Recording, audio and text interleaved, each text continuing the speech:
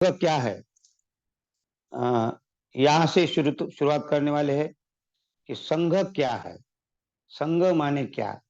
तो हम आज से संघ वंदना का, रत्न वंदना का संघ क्या है उसको जानने की कोशिश करेंगे। तो कार्तिक पूर्णिमा के दिन जो संघ दिवस हम मनाते हैं, तो जो 60 भिक्षुओं को बुद्ध राजगृह के गृधकूट पर्वत पर ले जाकर उन्होंने जो उनको वो एक मंत्र दिया, उनको पहले प्रशिक्षित किया। ऐसा नहीं है, पहले प्रशिक्षित किया। वो पहले अरब थे, पहले ही अरब थे वो। पहले पंचवर्गीय भिक्षु अरहत हुए थे। उसके बाद यश नाम का एक श्रेष्ठी पुत्र वो अरहत हुआ। और उनके बाद उनके 54 मित्र फिर यहाँ आकर वो अरहत हुए। इस प्रकार 60 लोगों को, और बुद्ध 61वें, ऐसे 60 लोगों को राजगृह के गृधकूट पर्वत पर ले जाकर उन्हें जो दूसरा बड़ा महत्वपूर्ण, जिसको हम कहते हैं बोधिसत्व यान, बोधिसत्व की शिक्षा, यहाँ औरत्व पद प्राप्ति के बाद उनको प्रशिक्षित किया कि बोधिसत्व क्या होता है। और फिर उन्होंने वो जब सक्षम हो गए, प्रशिक्षित हो गए, तब उनको कहा है कि अब तुम निकल पड़ो। क्या कहते, चरत भिक्कवे चारिकम बहुजन हिताय बहुजन सुखाय लोकानुकंपाय अत्ताय हिताय सुखाय देव मनुष्यानम देशते भिक्कवे धम्मं आदि कल्याणं मध्य कल्याणं परियोसन कल्याणं सात सब व्यंजन केवल परिपूर्णं परिशुद्धं ब्रह्मचर्यं प्रकाशित। प्रकाशित माने प्रकाश करो। क्या कहते, हे भिक्षुओं, अब तुम सक्षम हो गए हो और अब आप निकल पड़ो, क्योंकि आप अब प्रचारक हो गए हो। और आप आज से बोधिसत्व अर्थात प्रत्येक बोधिसत्व की शिक्षा जो देखकर कहा कि आप सक्षम हो गए हो और लोगों को आप अनुकंपा करने के लिए निकल पड़ो और धम्म प्रचार प्रसार में अपना समय व्यतीत करो। और कौन सा धम्म बताओ, कि जो केवल परिपूर्ण परिशुद्धं, जो परिशुद्ध है, परिपूर्ण है, ब्रह्मचर्य का पालन करने के लायक है, ऐसे धम्म का तुम प्रकाश करो, प्रकाशित करो। प्रकाशित, प्रकाशित माने प्रकाशित करो। कौन सा धर्म, जो ब्रह्मचर्य का पालन। तो ब्रह्मचर्य क्या है, ब्रह्मचर्य अर्थात होता है ब्रह्म विहार। ब्रह्म विहार 4 प्रकार के होते, मैत्री का, करुणा का, मुदिता का और उपेक्षा का, ये 4 ब्रह्म विहार। तो ये कहा गया परिपूर्ण है, अर्थात जो शिक्षा है, बुद्ध ने जो शिक्षा दी, 37 बोधि पक्षियों की शिक्षा दी, वो परिपूर्ण है। और बोधिसत्व के लिए 37 बोधिसत्व, बोधि पक्षी कहा गया। बोधिसत्व की ये बड़ी महत्वपूर्ण शिक्षा है, 37 बोधि पक्षी, जिसमें आता है 4 सतिपट्ठान, 4 प्रधान, 4 रिद्धिपाद, पंचधम्म इंद्रिय, पंचबल, 7 बोध्यांग और आर्य अष्टांगिक मार्ग। ये जो 37 बोधि पक्षी कहा गया है इसको। और ये शिक्षा यहाँ बुद्ध ने उनको आहिस्ता आहिस्ता, क्रमशः क्रमशः क्रमशः क्रमशः ये परिपूर्ण वहां बताई गई। और इसलिए परिपूर्ण यानी बोधिसत्व को अब बताया गया, अब ये जो 37 बोधि पक्ष की मैं शिक्षा दिया हूं, ये परिपूर्ण है और इसका प्रचार करो। परिशुद्धं अर्थात शुद्ध, इसमें कोई ऐसा दाग नहीं है, ऐसी शिक्षा। और ब्रह्मचर्य के पालन के लिए, अर्थात ब्रह्मचर्य विहार में विचरण करने की शिक्षा है, इसका आप प्रचार करो। इस प्रकार का ये संघ दिवस, और बहुत सारी बातें बताई। हाँ, उसके पहले और बताया, चरत भिक्ख चारिकं, क्या कहते, लोगों पर अनुकंपा करने के लिए निकल पड़ो। और क्या कहते, जो धम्म, जो मैंने आपको धम्म दिया है, सिखाया है, आपको उपदेश किया है, वो आदि कल्याण में है, मध्य कल्याण में है और अंतिम कल्याण में है। ऐसे आदि मध्य अंतिम जो कल्याणकारक है, ऐसे धम्म का आप प्रचार करो, प्रसार करो और निकल पड़ो। इस प्रकार बुद्ध ने शील, समाधि और प्रज्ञा की शिक्षा दी। शील, समाधि और प्रज्ञा की शिक्षा देकर अपने भिक्षुओं को तैयार करके लोगों के बीच में जाने के लिए कहा, और क्या कहा कि एक रास्ते में एक ही जाओ। हाँ, माँ एके, क्या कहते, माँ एके अग्निमित्तम, मतलब माँ माने नहीं, एके मग्गमित्तम माने एक रास्ते से दो लोग मत जाओ, एक ही जाओ, क्योंकि अभी आप सक्षम हो गए हो। ऐसे धम्म को प्रचार प्रसार का दिन, जो संघ दिन हमने देखा है। तो संघ, यह हमें समझना है। आज से हम संघ माने क्या समझेंगे, लेकिन संघ के समझने के पहले कुछ बातें हमें ध्यान में रखना है कि आजकल संघ कोई भी उपयोग कर रहा है। किसी भी कहीं भी जाकर देखे, संघ, संघ मैंने एक छोटा सा शब्द कर दिया इन लोगों ने। कुछ लोगों ने तो संघ, हाँ, संघ का एक संस्था स्थापन कर दी, और उसमें अनाप शनाप कार्य होते, कुछ भी संघ कह देते हैं और उसके अंदर कुछ भी कार्य होते। संघ कोई बंदूकधारी संघ नहीं है। संघ कोई भाला चाकू छुरी लेकर युद्ध करने के लिए जाने वाला संघ बुद्ध ने नहीं कहा है। संघं शरणं गच्छामि जब हम कहते हैं, उसका बहुत बड़ा महत्व है, और ये छोटा शब्द नहीं है। लेकिन किसी के मुंह पर ढक्कन नहीं कह सकते हम, कुछ भी कहते हैं, अपने आप को संघ कहते, संघ की स्थापना करते लोग, हाँ, और उसका नाम कुछ भी देते। आजकल संगठन भी, संघ को संगठन कहने लगे, तो ये संगठन नहीं है। इसलिए इसको पहले समझना पड़ेगा, संघ क्या कहा है।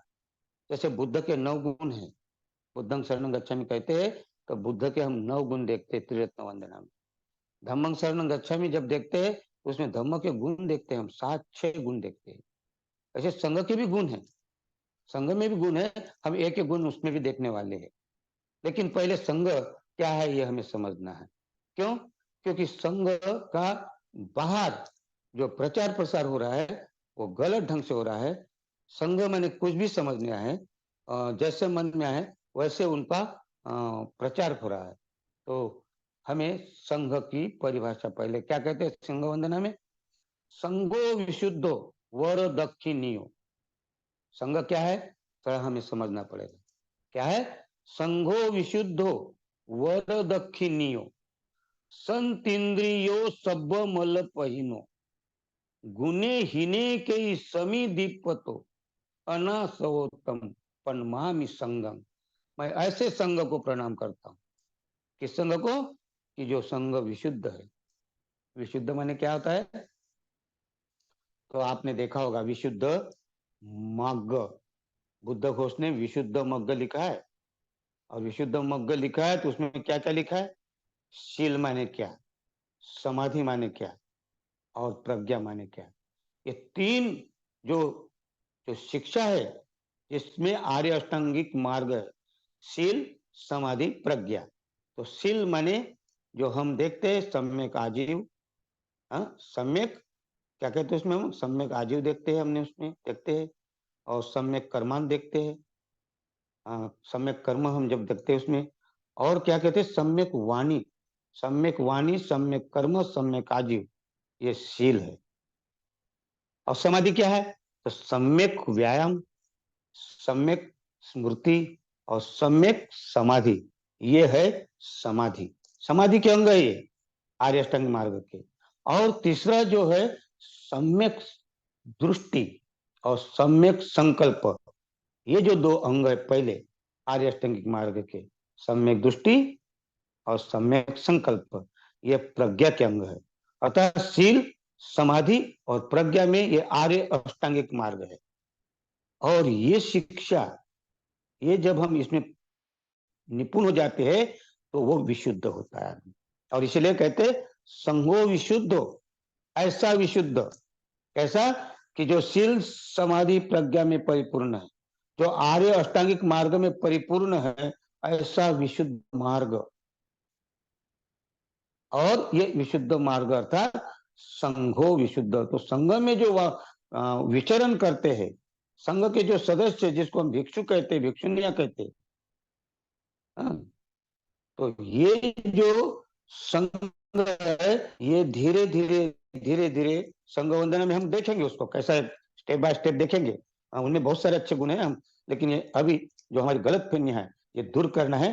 क्योंकि विशुद्ध संघ, ऐसे संघों को मैं प्रणाम करता हूँ, ऐसे संघों को मैं वंदन करता हूँ।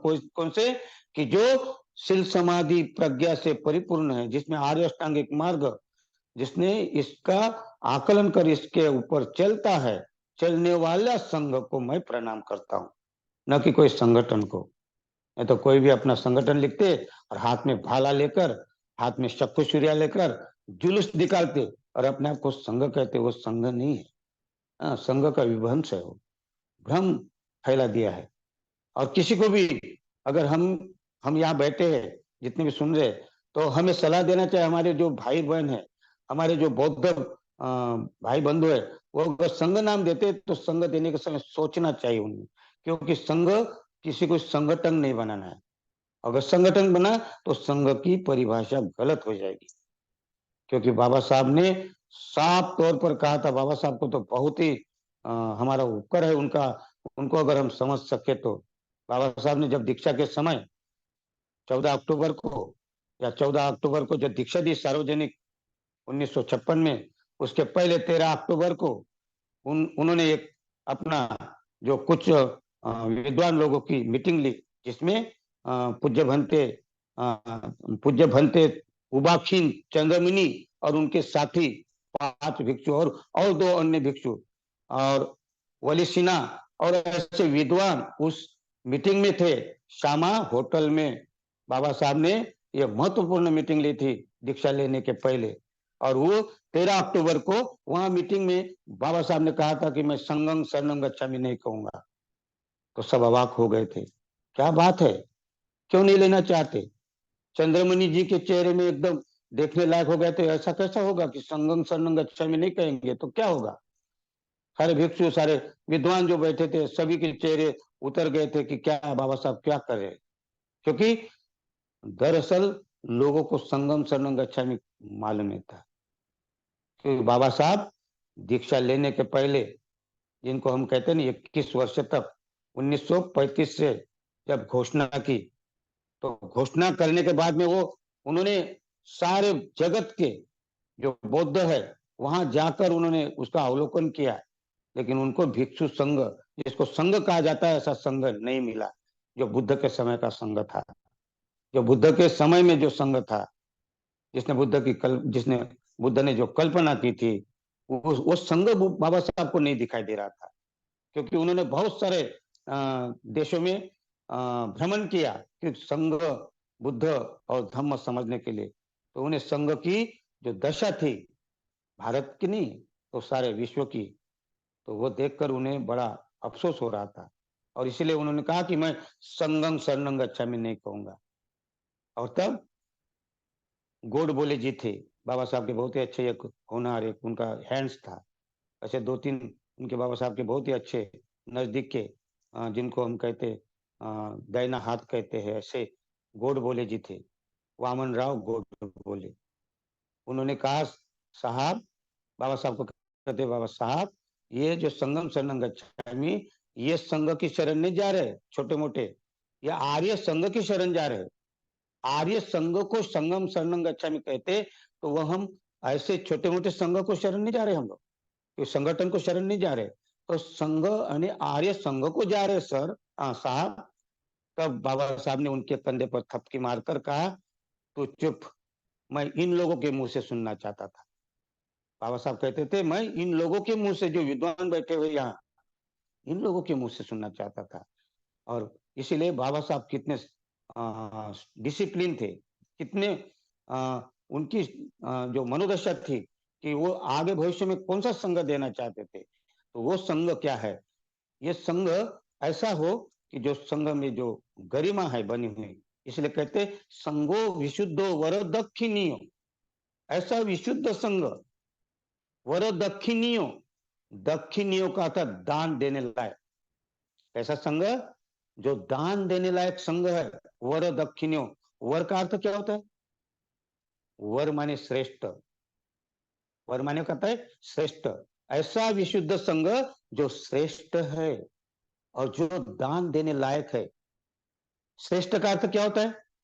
श्रेष्ठ जिसको हम अनुत्तर कहते हैं, और हम अनुत्तर बुद्ध की जो वंदना में हम देखा है, और संघ वंदना भी हम अनुत्तर देखने वाले। तो अनुत्तर माने श्रेष्ठ होता है, और वर माने श्रेष्ठ होता है।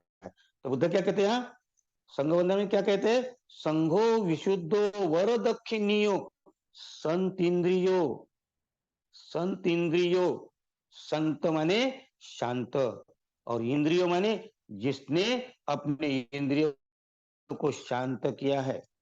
ऐसा संघ, कि जो संघ में, जो संघ कौन सा, कि जिसने अपने इंद्रियों को कंट्रोल किया है, नियंत्रित किया है, संयमित किया, प्रशिक्षित किया है। क्या कहते हैं? शांत किया है, अपने इंद्रियों को शांत किया है। तो शांत माने क्या है? शांत का मतलब क्या होता है? तो पूरा भेद सूत्र में, सूत्र निपात के पूरा भेद सूत्र में शांत माने क्या है, इसकी काफी अच्छी परिभाषा की है। किसी ने पूछा उसमें, क्या पूछा? कथं दशी कथं शीलो उपसंतोति उच्चति। बुद्ध ने, किसी ने आकर बुद्ध को पूछा, किसी विद्वान ने क्या पूछा?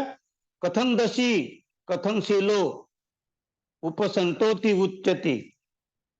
कैसा शीलवान होना चाहिए, कैसा ज्ञान वाला होना चाहिए, कैसा दर्शन वाला होना चाहिए, कि जिसको हम शांत कह सकेंगे, उपशांत कह सकेंगे। तो किसको उपशांत कहलाया जाएगा? कौन ऐसा शील वाला है, कौन ऐसा शील वाला, या कौन ऐसा ज्ञान वाला? तो बुद्ध कहते वीत तन्नो पूरा भेदा उब्बमंत मनिष्ठितो। बुद्ध कहते हैं कि जिसकी तन्हा, वीत तन्ना, जिसकी तन्ना, जिसकी तृष्णा, जिसकी वासनाएं, जो तीन प्रकार की वासनाएं होती है, तीन प्रकार की तृष्णा होती है, काम तृष्णा, भव तृष्णा और विभव तृष्णा। जिसकी ये तृष्णाएं शांत हो गई है, जिसने ये तृष्णा पर कार्य किया है, तो वह, उसको शांत कहता हूं, बुद्ध कहते हैं। तो बहुत सारी बातें कही है। हाँ, तृष्णा क्या है, हम और आगे संघ वंदना में आएगा, हम देखेंगे। तो इसको कहते हैं संत इंद्रियों, कि जिसने अपने इंद्रियों का प्रशिक्षित कर, नियंत्रित कर दिया, जिसने, इस प्रकार ये घोड़े को हम नियंत्रित करते हैं। हाँ, यस्य इंद्रियानि समथंगतानि। बुद्ध कहते हैं यस्य इंद्रियानि समथंगतानि अस्सा यथा सारथीना सुदंता।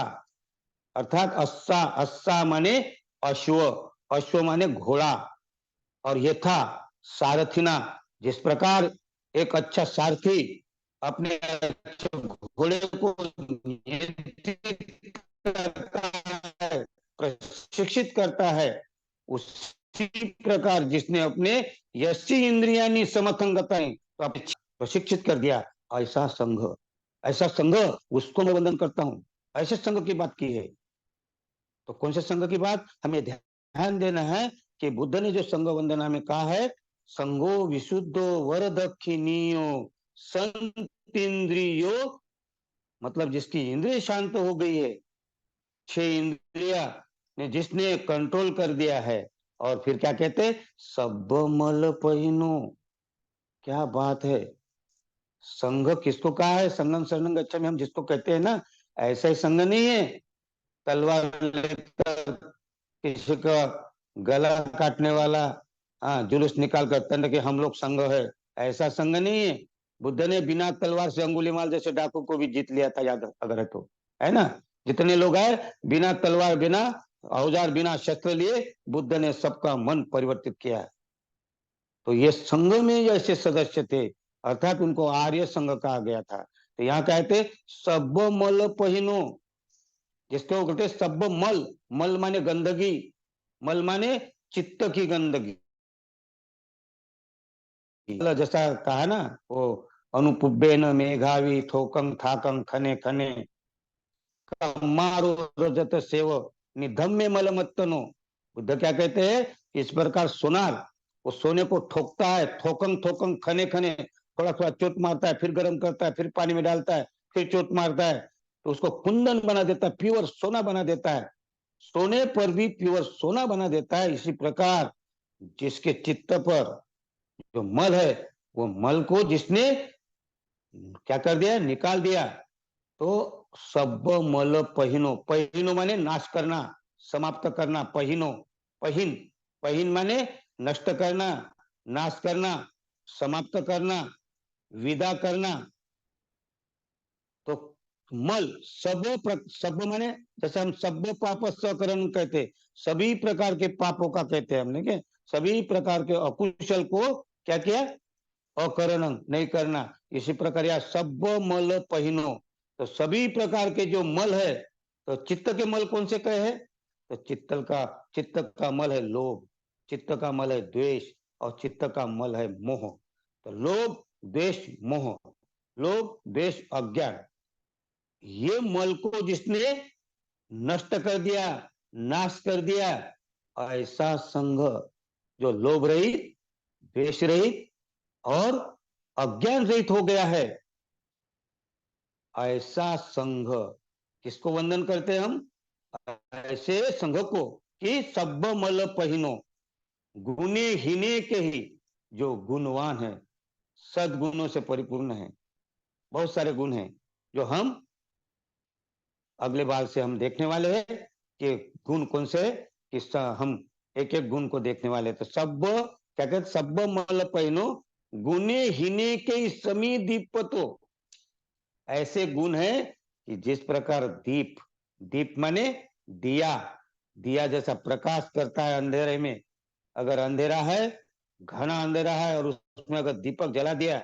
दिया जला दिया, तो प्रकाश हो जाता है। इसी प्रकार ये गुण ऐसे चमकने वाले हैं दीपक के समान, और ये गुण जो हासिल करता है, एक एक गुण पे वो मास्टरी निर्माण करते हैं। गुणे हीने के सम दीपतो, जिस प्रकार ये दीप का प्रकाश सर्वत्र फैलता है, समित दीपवान कर देता है, इस प्रकार ऐसे ऐसे गुण संगम में होते हैं कि वो गुणों से वो दैदीप्यमान होता है, प्रदीप्त होता है, प्रकाशमान होता है। तो ऐसे संघ को मैं वंदन करता हूँ।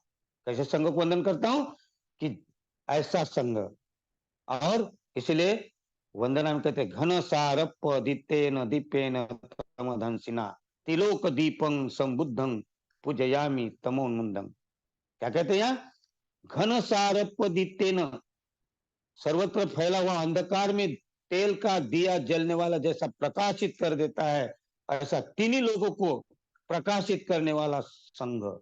ऐसा तीनों लोगों को प्रकाशित करने वाला। तो यहाँ ये बुद्ध के लिए कही गई होगा था, कौन सी, ये बुद्ध पूजा में तीन लोग कौन से, कल किसी ने प्रश्न पूछा था हमारे बीच में, तो मैंने उसका उत्तर दिया था थोड़ के में। तो यहाँ थोड़ा और भी देखिए, त्रिलोक मने बुद्ध को त्रिलोक, त्रिलोक त्रिलोकाचार्य कहते बुद्ध को, त्रिलोक दीपक, तीन लोगों में ये प्रकाशित करते हैं। तो तीन लोग कौन से, तो पहला जो काम लोक है, दूसरा रूप लोक है, तीसरा अरूप लोक है। और इसको बुद्ध ने इसको और समझाने की कोशिश की है कि वो कमल का फूल का उदाहरण दिया है। और बुद्ध को देखिए, हर बार अगर आप देखेंगे तो कमल फूल पर वो विराजमान होते हैं बुद्ध। हाँ, कमल में, ये कमल भी आजकल कैसा उपयोग कर रहे लोग पता नहीं। कमल का नाम, कमल एक प्रकार का क्या कहते हैं, जब बुद्ध तो प्राप्त होता है, बुद्ध को जब बुद्ध तो प्राप्त होता है, तो बुद्ध ने क्या देखा, संसार को देखा उसी समय। तो ये कमल की तरह लोगों को देखते हैं बुद्ध, कि जिस प्रकार कीचड़ में क्या होता है, कुछ कमल की पंखुड़, कुछ कमल की जो डंडियां है, वो कीचड़ में निर्माण होती है और दब जाती, मर जाती, वहीं मर जाती है, कीचड़ में आती है, जैसी आती है मर जाती है, वो जिंदा नहीं रहती है। पहला वो प्रकार देखते हैं बुद्ध, वो कमल की जो डंडिया जैसा उगने के लिए लगता है कीचड़ में से, जैसा उगड़, जैसा निर्माण होता है, जन्म होता है, वैसा ही वो कीचड़ में मर जाते हैं। दूसरा जो है, कुछ कमल की कलियां ऊपर आ जाती है, फिर मुरझा जाती है, फिर ऊपर आती है, मुरझा जाती है, तो उनकी उकड़ झाप चालू रहती है। वो पूर्णतः पानी के अंदर ही रहती है, कीचड़ के अंदर रहती है, लेकिन वो सांस कर रही, कभी ऊपर उठती है, कभी नीचे गिरती है, कभी ऊपर उठती है, कभी नीचे गिरती है। तो इसको कहा है विकसनशील। और तीसरा जो प्रकार है कि कमल एकदम पूरी तरह खिलता है, और जब खिलता है तो पानी का बूंद भी हमारे ऊपर आने नहीं देता। वो कमल जब पूरी तरह पानी के ऊपर आता है, तो ऐसा कहते हैं उसमें पानी का बूंद भी अपनी इसमें ठहरे नहीं देता वो। तो इसको विकसित कमल कहा गया है। तो तीन प्रकार के लोग बुद्ध ने कहे। तो पहला कीचड़ में जैसे उत्पन्न होता है, मरता है, उसको काम लोक कहा गया है। और दूसरा जो लोक है, रूप लोक, ये थोड़ा सा कीचड़ के ऊपर आता है, फिर नीचे जाता है, गिर जाता है, फिर ऊपर आता है। इसको विकसनशील लोग कहा गया है। विकसित पूरी तरह विकसित नहीं, वो विकसनशील है, कभी नीचे कभी ऊपर। हमारी उगर साहब जैसे चालू है। हम जैसे कभी कभी धम्म को सुनते हैं तो हमारे में उत्साह आता है, हम धम्म वर्ग में आते उत्साह आता है, फिर घर में गए फिर हम जैसे के तैसे हो जाते हैं। फिर हमें उत्साह आता है, शिविर में जाते, धम्म वर्ग में जाते, फिर उत्साह कम हो जाता है एक हफ्ता तक, फिर जैसे के वैसे हो जाते, फिर संसार में लग जाते, फिर भूल जाते कि वर्ग में क्या कहा है, फिर शिविर में क्या सिखाया गया, क्या ध्यान सिखाया, क्या सिखाया, ये सब भूल जाते। फिर एक आधा साल में फिर शिविर आता है, फिर हमें थोड़ा सा ऐसा तो साफ हमारी चालू रहती है। इसको रूप लोक कहा गया है। और तीसरा जो विकसित है, हाँ, जैसा विकसनशील के बाद में विकसित, ये पूरी परिपूर्ण विकसित होता है, इसी को संघ कहा गया है। ये अपने जिस प्रकार कमल अपने ऊपर एक बूंद नहीं ठहरने देता, इसी प्रकार ये संघ, ये अरहत संघ है। ये श्रोता प्राप्ति फल प्राप्ति से लेकर अरहत तक का ये जो संघ, इस संघ को कहा आर्य संघ। और ये संघ को हम शरण जाते हैं। कौन से संघ को शरण जाते?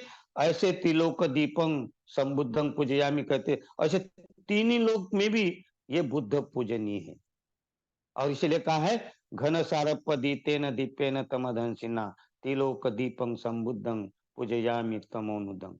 तो ये जो क्या कहते सब मल पहिनो गुने हिने के सम दीपतो, तो ऐसे दीप जिस प्रकार प्रकाशित करता है सबको, प्रकाशमान करता है, ऐसा ये संघ प्रकाशमान है। ऐसे संघ को हम शरण जाते हैं। और फिर क्या कहते, गुने हिने के सम दीपतो अनासवोतम पन्मामि संघ। अनासव, अनासव आश्रव और अनाश्रव, माने जो आश्रव, चार प्रकार के आश्रव, पहला कामाश्रव, दूसरा भवाश्रव, तीसरा दृष्टाश्रव और चौथा अविद्याश्रव। तो ये चार आश्रव से जो मुक्त है, अनाश्रव हो गया है, क्षीणाश्रव हो गया, जिसका आश्रव क्षीण हो गया उसको क्षीणाश्रव कहा गया है, उसको अनाश्रव कहा गया है। तो यहाँ क्या कहते हैं, कैसे गुणे ही कैसे गुणवान है कि जो अनाश्रव हो गया है, जिससे आश्रव नष्ट हो गए, जो आश्रव रहित हो गया, अनाश्रव हो गया, ऐसे संघ को मैं शरण जाता हूं, ऐसे संघ को मैं वंदन करता हूं। पन्मामि संघं, अर्थात ऐसे संघ के सामने मैं नतमस्तक होता हूं। ये है संघ। तो ये संघ को हम शरण जाते हैं।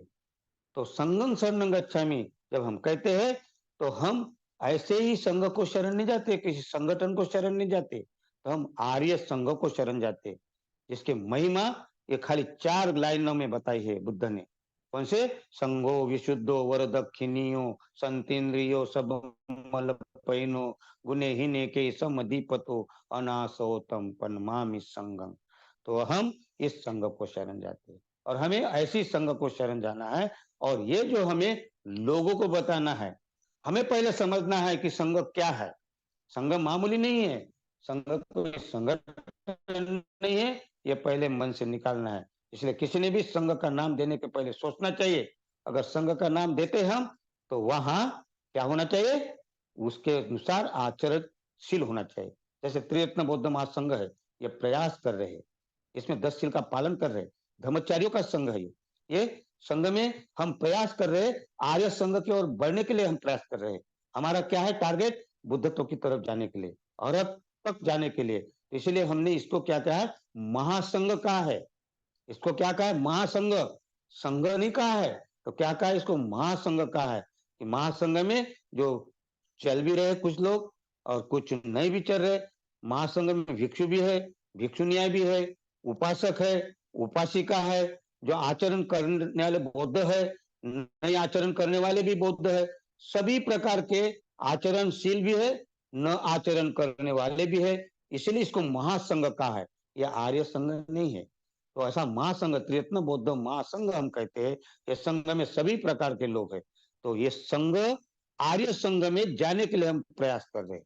तो अभी हम आर्य संघ में नहीं गए हैं, लेकिन हम आर्य संघ की ओर हम अग्रसर है, हम उसके तरफ कुछ कर रहे हैं, हम बढ़ रहे आगे और हमारा रास्ता तय हो रहा है। और जो इस रास्ते में चलता है तो खुद कहता है कि मैं चलते गया और रास्ते मिलते गए, फिर रास्ते के कांटे भी फूल बनकर खिलते गए। ये कोई चमत्कार नहीं है, ये कोई जादू नहीं है, ये तो धम्म का प्रभाव है।